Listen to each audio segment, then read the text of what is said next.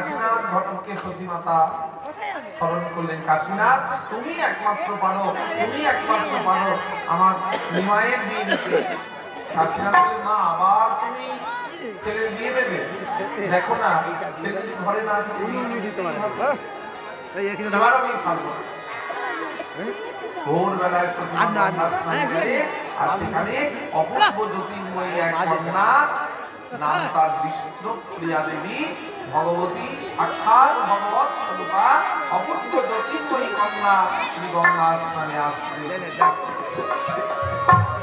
আর সতীমা দেখেই তাকে প্রণাম জানালেন, শ্রদ্ধা জানালেন, বেশ ভগবতী বিষ্ণুপ্রিয়া, কি নাম তোমার? সতীমাকে দেখিয়েছি, প্রণাম জানালেন। আপনি? আমি নিমাইয়ের মা, জানো? আচ্ছা বলো দেখি, তোমার বাবার নাম কি? আমার বাবার নাম আমি মিশ্র পরিবারের, আমি মিশ্র পরিবারের কন্যা। বাবা সনাতন মিশ্র, তিনি কোথায় বাড়ি? বলে এই তো সামান্য নবদ্বীপে। এক কাজ করো, আমি ঘটক পাঠাবো, ঘটকের সাথে কথা বলতে বলবে। বিষ্ণুপ্রিয়া লজ্জায় ঘরে ফিরে গেলেন। আর তৎকালীন সময়ে পণ্ডিত এবং ধনাঢ্য ব্যক্তি ছিলেন এই বিষ্ণুপ্রিয়ার পিতৃলয়। যেমন লক্ষ্মীপ্রিয়ার পিতৃলয়, তিনি খুব একটা ধনবান ব্যক্তি ছিলেন না, কিন্তু বিষ্ণুপ্রিয়ার বিয়ে কিন্তু মহা ধুমধামে পালিত হয়েছিল। কাশীনাথ ঘটককে সংবাদ দিলেন, আর সেই সংবাদে মিশ্র রাজি হয়ে গেলেন। বিবাহের দিন নির্ধারণ করা হলো, আর সেই বিবাহের দিনে যথাসময়ে মহাপ্রভু শিবাসন নৃত্য কীর্তনে রত রয়েছে। এমন সময় মহাপ্রভু কাছে ঈশান গিয়ে ছুটে গেলে, সন্ধ্যার আগে ঈশান গিয়ে ছুটে বলতে, প্রভু চলো, তোমাকে যেতে হবে। বলে কোথায়? কেন? আজকে তোমার বিয়ে। মহাপ্রভু বললেন, ঈশান আবার একজনকে কাঁদাবে কেন? কেন এরকম করছো তোমরা? মা করেছেন, মা চাইছেন তোমাকে সংসারী করতে। দেখো, তোমার কর্তব্য মায়ের মধ্যে হাসি প্রদান করা। আর প্রত্যেকটি পিতামাতার কর্তব্য হয় তার পুত্র এবং কন্যার যথা সময়ে যথাযুক্ত পাত্র এবং কন্যায় সম্প্রদান করতে। তবে স্থির হয়ে যান। পিতার উচিত পুত্রের বিবাহ দেওয়া, আবার পিতার উচিত কন্যার যথাসময়ে বিবাহ সম্প্রদান করা।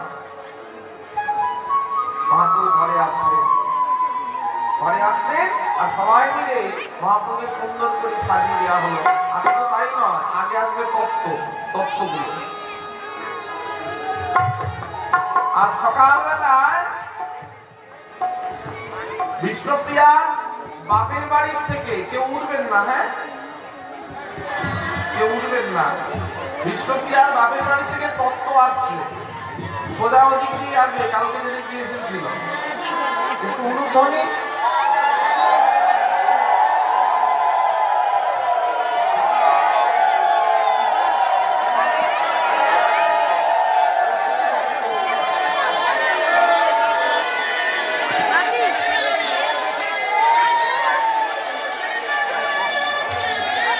আদি গৌরাঙ্গের হবে বলিয়া জলসা ভিতে যা